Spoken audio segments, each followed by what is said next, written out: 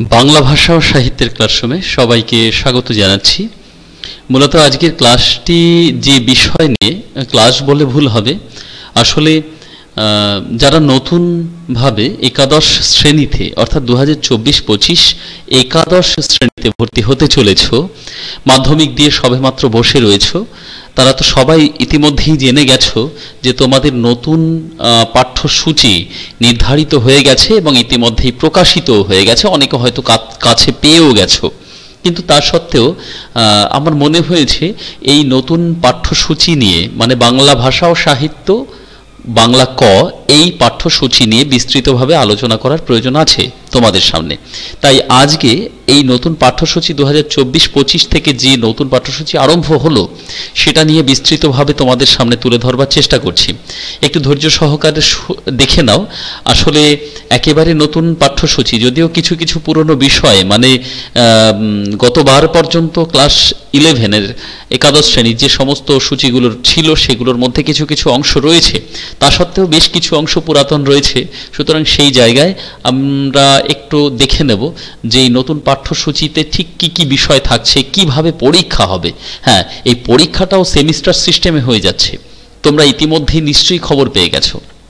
আসলে class 11-এ semester 1 এবং 2 এই দুটো সেমিস্টার থাকবে, আর ক্লাস 12-এ গিয়ে আবার দুটো সেমিস্টার থাকবে। প্রথম সেমিস্টারে মানে ক্লাস 11-এর প্রথম সেমিস্টারে 40টি নম্বর থাকবে। কোর্স কোড থিওরি, মানে থিওরি হিসেবে তোমাদের এক্সাম দিতে হবে, এমসিকিউ বেসড কিন্তু সমস্ত কোয়েশ্চেনগুলো হবে। আর ক্লাস 11-এর দ্বিতীয় সেমিস্টার, এই দ্বিতীয় সেমিস্টারে 40 নম্বর থাকবে। কোর্স কোড থিওরি, সেখানে এসএকিউ এবং এলএকিউ, মানে হলো শর্ট আনসার টাইপ কোশ্চেন আর লং আনসার টাইপ কোশ্চেন। সেক্ষেত্রে হয়তো 5 নম্বরের কোশ্চেন থাকবে এবং শর্ট আনসার টাইপ কোশ্চেন তোমরা বুঝতেই পারছো 1 নম্বরের থাকবে। সুতরাং তোমরা 11-এ যারা ভর্তি হবে, একাদশ শ্রেণীতে যারা মাধ্যমিক পরীক্ষা দিয়ে সবে বসে আছো, একাদশ শ্রেণীতে ভর্তি হবে তোমাদের জন্য আগামী সময়ে সেমিস্টার হিসেবে দুটো এক্সাম হচ্ছে। অর্থাৎ একটা সেমিস্টার প্রথম অংশে যে কোশ্চেন সূচি থাকবে, প্রশ্নসূচি থাকবে এবং পাঠ্যসূচি যেটা থাকবে, সেই প্রসঙ্গে একটু বলে রাখি, এই জায়গায় কিন্তু তোমাদের প্রথম সেমিস্টারে যে সমস্ত পাঠ্যসূচি তোমরা পাঠ করবে সেটা কিন্তু ক্যারি ফরওয়ার্ড দ্বিতীয় সেমিস্টারে করতে হচ্ছে না, পরিষ্কার করে বুঝে নাও। অর্থাৎ প্রথম সেমিস্টারের জন্য প্রথমটুকু পড়ে নিলে, পরীক্ষা দিলে, ভালো নম্বর করলে, দ্বিতীয় সেমিস্টারের জন্য দ্বিতীয়টুকু রেডি করবে। এবার এই পাঠ্যসূচিতে মানে প্রথম সেমিস্টার এবং দ্বিতীয় সেমিস্টারে তোমাদের সামনে দেখো এককগুলো এবং তার সঙ্গে নম্বর কি কি থাকবে সেগুলোও তুলে ধরেছি। প্রথম সেমিস্টারে একক গল্প থেকে 8 নম্বর, প্রবন্ধ থেকে 5 নম্বর, কবিতা থেকে 7 নম্বর, আন্তর্জাতিক গল্প কবিতা থেকে 5 নম্বর, ভাষা থেকে 10 নম্বর, বাংলা শিল্প সাহিত্য সংস্কৃতির ইতিহাস, বাংলা সাহিত্যের ইতিহাস, এখান থেকে 5টি নম্বর থাকছে। এমসিকিউ বেসড কিন্তু, আবার বলছি, মাল্টিপল চয়েস টাইপ কোশ্চেন, 4টি উত্তর থাকবে, তার মধ্যে যে কোনো একটি যেটা সঠিক হবে সেটা লিপিবদ্ধ করতে হবে, লিখিত পরীক্ষা। কেমন? প্রথম সেমিস্টারে এটা, অর্থাৎ এই জায়গায় যে গল্প কবিতা তোমরা পড়ছো সেটা কিন্তু দ্বিতীয় সেমিস্টারে ক্যারি ফরওয়ার্ড হচ্ছে না। এবার দ্বিতীয় সেমিস্টারে আসছে। দ্বিতীয় সেমিস্টারে একক নম্বর আলাদা আলাদা করে তুলে ধরেছি তোমাদের সামনে। দেখো, গল্প কবিতা নাটক পূর্ণাঙ্গ সহায়ক গ্রন্থ, বাংলা শিল্প সাহিত্য সংস্কৃতির ইতিহাস এবং প্রবন্ধ রচনা, যথাক্রমে 5, 5, 5, 10, 5 এবং 10 এই নম্বরটি আছে। এটা ব্রড টাইপ কোশ্চেন এবং শর্ট আনসার টাইপ কোশ্চেন, উভয় ধরনের প্রশ্ন কিন্তু এক্ষেত্রে হচ্ছে। এবার আমরা দ্বিতীয় পার্টে, আমার মনে হয় এই জায়গা সম্পর্কে তোমাদের আর কোনো প্রশ্ন নেই। যদি প্রশ্ন থেকে থাকে তাহলে অবশ্যই কমেন্ট বক্সে লিখো, আমি উত্তর দেব। এবং এর পরবর্তী সময় যে কথাটি বলবো, এই প্রথম আর দ্বিতীয় সেমিস্টারে যে সমস্ত সূচি তোমাদের পড়তে হচ্ছে, অর্থাৎ যে এককগুলি তোমাদের পাঠ করতে হবে, কোন গল্প, কোন প্রবন্ধ, কোন কবিতা ইত্যাদি ইত্যাদি, সেগুলো সংক্ষিপ্তভাবে তোমাদের সামনে তুলে ধরি। অর্থাৎ নামগুলো তোমাদের সামনে কেবলমাত্র তুলে ধরি, তোমরা দেখে নাও। সাবজেক্ট বেঙ্গলি এ, বেঙ্গলি বিএনজিএ যেটাকে বলা হচ্ছে। কোর্স কোড হলো থিওরি, একটু আগে বললাম 40 নম্বরের এমসিকিউ বেসড কোয়েশ্চেন। এক্ষেত্রে গল্প হিসেবে তোমাদের পড়তে হচ্ছে বিভূতিভূষণ বন্দ্যোপাধ্যায়ের লেখা পুঁই মাছা গল্পটি, অত্যন্ত ভালো একটি গল্প। প্রবন্ধ হিসেবে তোমাদের পড়তে হচ্ছে বঙ্কিমচন্দ্র চট্টোপাধ্যায় সাহিত্য সম্রাট, তার বিড়াল নামে একটি প্রবন্ধ, মানে কমলাকান্তের দপ্তরের মধ্যে বঙ্কিমচন্দ্র চট্টোপাধ্যায়ের ছদ্মনাম কমলাকান্ত, এটা তোমরা সবাই জানো। এই কমলাকান্তের দপ্তর নামক প্রবন্ধ সংকলনের মধ্যে অবস্থিত বিরাল প্রবন্ধটি তোমাদের পাঠ করতে হবে। কবিতা অত্যন্ত ভালো দুটি কবিতা, ঈশ্বরচন্দ্র বন্দ্যোপাধ্যায়, ঈশ্বরচন্দ্র বিদ্যাসাগর, মাইকেল মধুসূদন দত্ত রচিত। মানে কবিতার নাম হলো ঈশ্বরচন্দ্র বিদ্যাসাগর, কবিকে মাইকেল মধুসূদন দত্ত। আর সাম্যবাদী কবিতাটা পাঠ করতে হচ্ছে কাজী নজরুল ইসলামের লেখা। এবার আসে আন্তর্জাতিক গল্প। আন্তর্জাতিক গল্পে বিশাল ডানাওয়ালা এক থুরথুরে বুড়ো গ্যাব্রিয়েল গার্সিয়া মার্কেজ, অনুবাদ করেছেন মাধবেন্দ্র বন্দ্যোপাধ্যায়। এক্ষেত্রে বলে রাখি, এই গল্পটি কিন্তু গতবারও ছিল, গতবার পর্যন্ত ছিল, সুতরাং এটা ক্যারি ফরওয়ার্ড হচ্ছে। এই গল্পটা আমরা প্রথম টার্মে পেয়ে যাচ্ছি, মানে ফার্স্ট সেমিস্টারে এই গল্পটি পেয়ে যাচ্ছি। কেমন?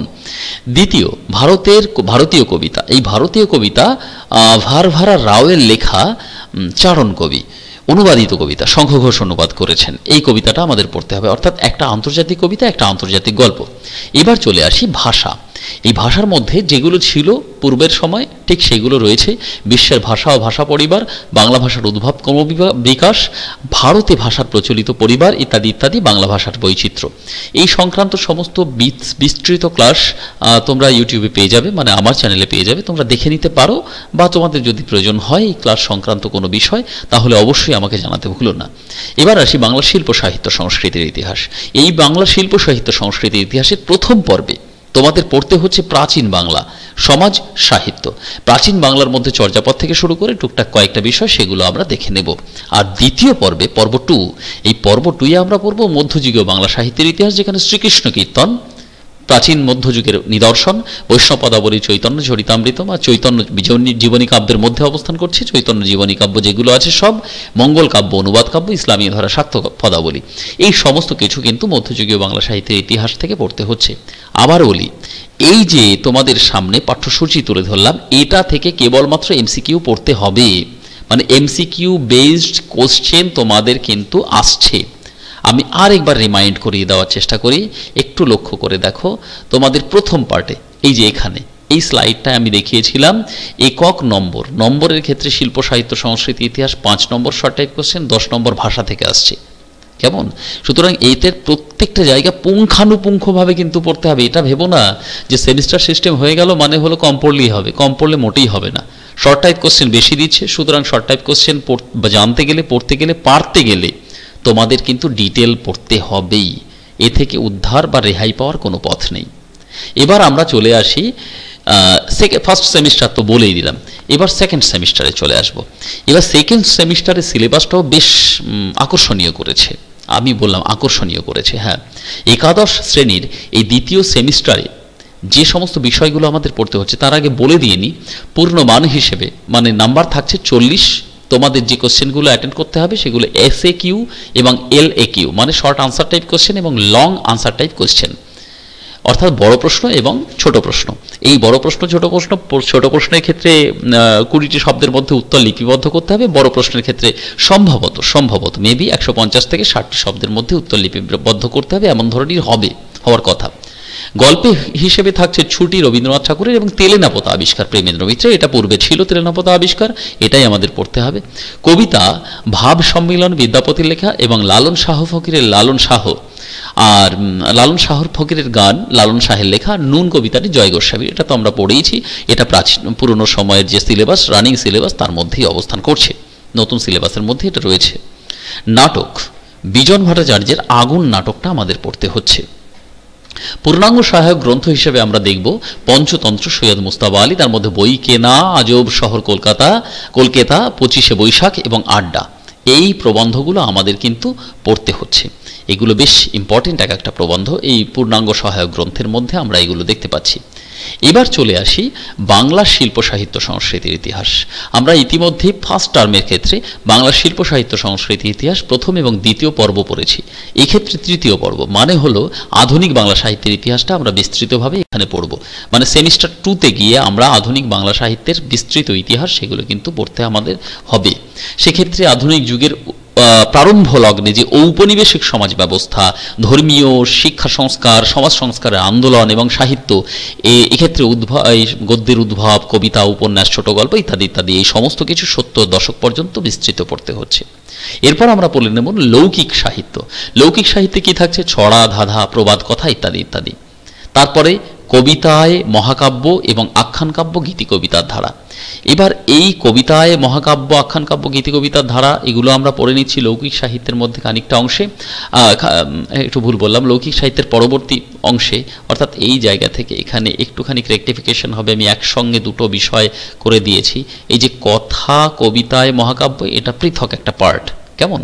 বেশ, এরপরে আমরা চলে যাই কবিতা। কবিতার ক্ষেত্রে মাইকেল মধুসূদন দত্ত, রবীন্দ্রনাথ ঠাকুর, নজরুল ইসলাম, জীবনানন্দ দাশ এবং পরবর্তী ধারা মানে হলো পরবর্তী সময় শঙ্খ ঘোষ রয়েছেন, বিষ্ণু দে রয়েছেন, ইত্যাদি ইত্যাদি কবিগণ সম্পর্কে আমাদের পড়তে হবে।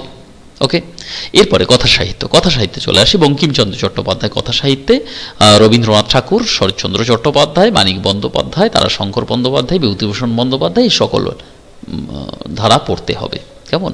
তারপরে আসছি নাটক। নাটকে মাইকেল মধুসূদন দত্ত, দীনবন্ধু মিত্র, গিরিশ ঘোষ, রবীন্দ্রনাথ ঠাকুর, ডিএল রয়, বিজন ভট্টাচার্য এবং পরবর্তী ধারা, এইগুলো আমাদের নাটকের মধ্যে পড়তে হচ্ছে। মানে হলে এক কথায় সত্যি কথা বলতে গেলে এই পর্ব 3 মানে আধুনিক বাংলা সাহিত্যের ইতিহাস সেমিস্টার 2 11 বেশ বড় একটা বোঝা তোমাদের বইতে হবে, রেডি থাকতে হবে তার জন্য, চিন্তা নয়, প্রস্তুত থাকো।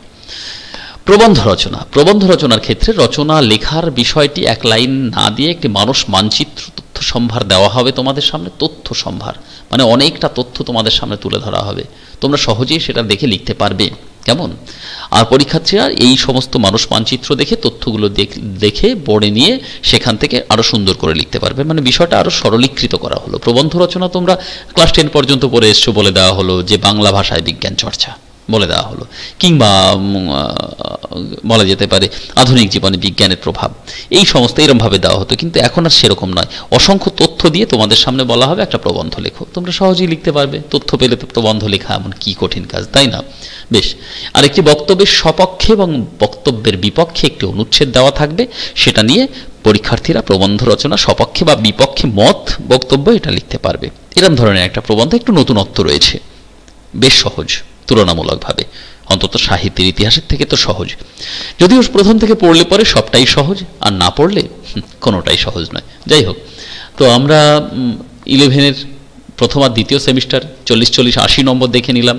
এবার তোমাদের মনে প্রশ্ন আসছে 100 নম্বরের মধ্যে 20 কোথায় গেল, 20 আবার কোথায় যাবে? প্রজেক্ট লিখতে হবে, আর খুব সহজেই এই প্রজেক্ট লিখলেই 20টি নম্বর পাওয়া যায়, এটা তোমরা খুব ভালো করেই দশম শ্রেণীতে জেনেছ। সুতরাং সিলেবাস তোমাদের সামনে তুলে ধরলাম। ক্লাস সাহিত্যের ইতিহাস ভাষাতত্ত্বের অসংখ্য ক্লাস যে চ্যানেলের সঙ্গে এখন রয়েছে সেই চ্যানেলে রয়েছে, দেখে নিতে পারো।